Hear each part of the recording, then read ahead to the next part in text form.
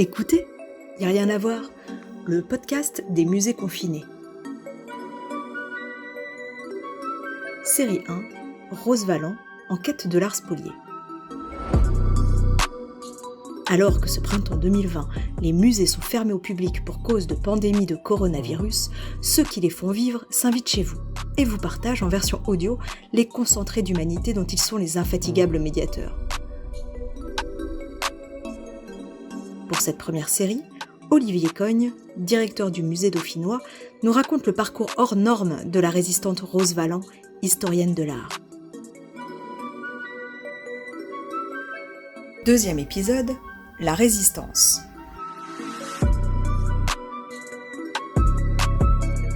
Alors, installez-vous confortablement et écoutez, puisqu'il n'y a rien à voir.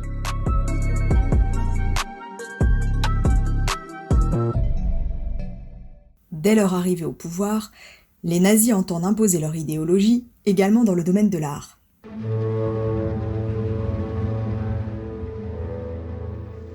Dès son avènement, le régime nazi impose rapidement en Allemagne sa vision dans le domaine artistique. Sa politique a pour conséquence la destruction d'œuvres d'artistes modernes et le départ de nombre d'entre eux du pays.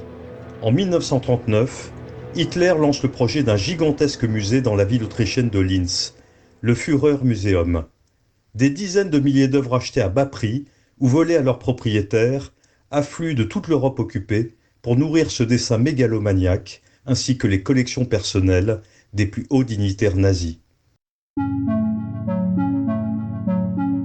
Les nazis vont alors spolier méthodiquement en France les œuvres d'art.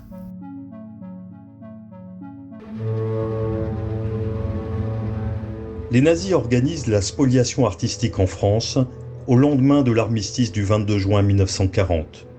Cette spoliation relève principalement de l'ERR, que l'on peut traduire par l'état-major spécial du Reichsleiter Rosenberg.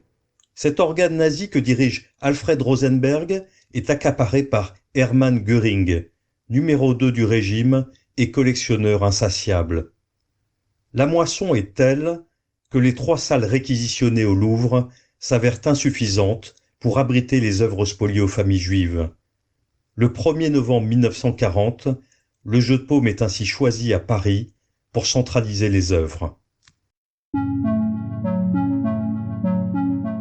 Rose Valland occupe au Jeu de Paume, durant l'occupation, une position qui s'avérera décisive. Durant la guerre, un tiers des œuvres d'art saisies ou achetées par les nazis transitent par le Jeu de Paume avant de partir pour l'Allemagne. De la fin 1940 à 1942, le maréchal Göring vient visiter les lieux à 21 reprises, toujours en quête de nouveaux trésors. Il s'appuie sur les conseils de l'allemand Bruno Lohse, expert en art, l'un des conseillers scientifiques de l'ERR.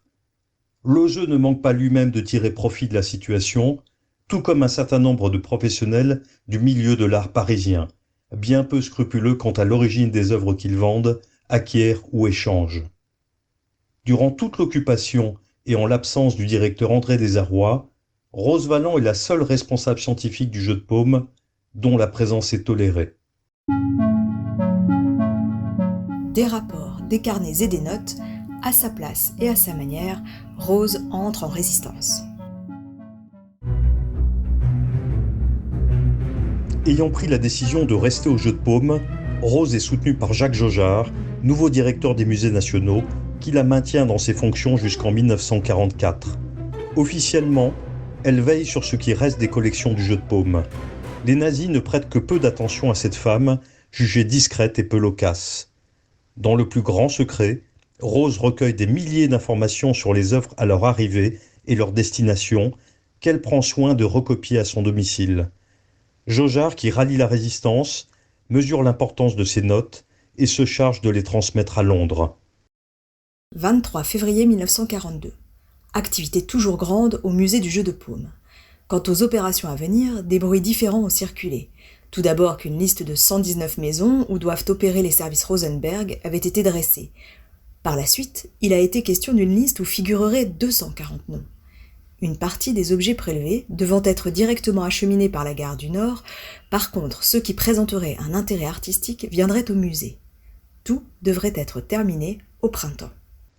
Espionnant les nazis dont elle maîtrise la langue, Rose n'hésite pas à subtiliser dans des corbeilles des feuilles chiffonnées susceptibles de lui fournir des renseignements.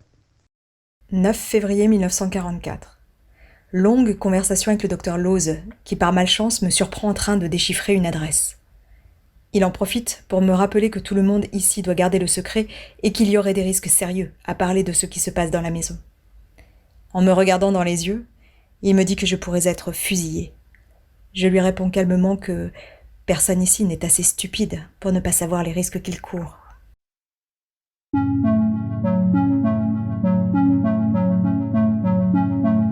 Peu avant la libération de Paris, la discrète Rose va jouer un rôle majeur dans le spectaculaire épisode du train-musée. Anticipant la débâcle, le service Rosenberg s'emploie à vider le jeu de paume de ses œuvres. Le 1er août 1944, un train quitte la gare de l'Est à destination de l'Allemagne. Ces 52 wagons sont notamment chargés de 148 caisses d'œuvres d'art. Rose réussit à communiquer à la résistance des chemins de fer l'indicatif du convoi par le biais de Jaugeard. Du 1er au 25 août, les cheminots parviennent, à force de manœuvres dilatoires, à retenir le train en banlieue parisienne jusqu'à la Libération.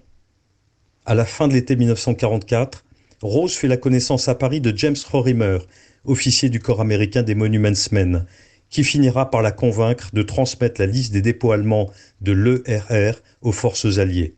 Rose est parvenue à identifier le château de Neuschwanstein comme le principal dépôt allemand des œuvres saisies en France. Elle a risqué sa vie de nombreuses fois en tant que membre de la résistance pour préserver les informations en sa possession.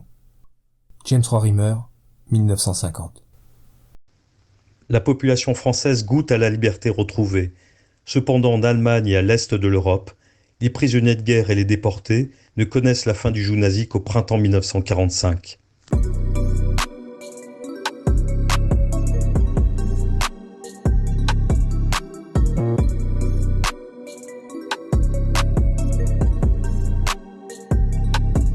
Écoutez, il n'y a rien à voir, c'est déjà fini. Mais l'histoire ne s'arrête pas là. Vous voulez connaître la suite ? Prochain épisode de notre série Rose Valland en quête de l'art spolié, la récupération des œuvres d'art. Alors, restez avec nous.